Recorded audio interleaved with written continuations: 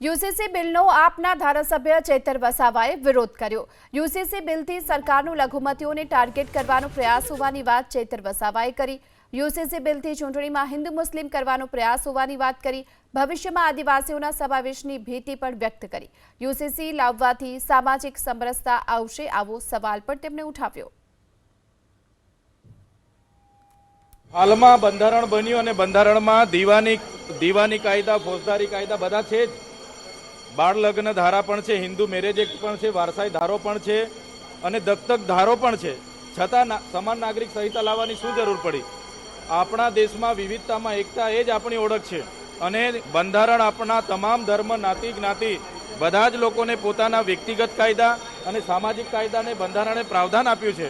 મૂળભૂત અધિકારોમાં પણ પ્રાવધાન છે। તો સમાન નાગરિક ધારો લાવવાથી મને એવું લાગે છે કે ચોક્કસ જ્ઞાતિઓને ટાર્ગેટ કરવામાં આવશે અને લોકોને લગ્ન નોંધણીના નામે, લિવ ઇન રિલેશનશિપ નોંધણીના નામે અને છૂટાછેડા માટે કોર્ટમાં લાઈનો લગાડવી પડશે એવું લાગી રહ્યું છે।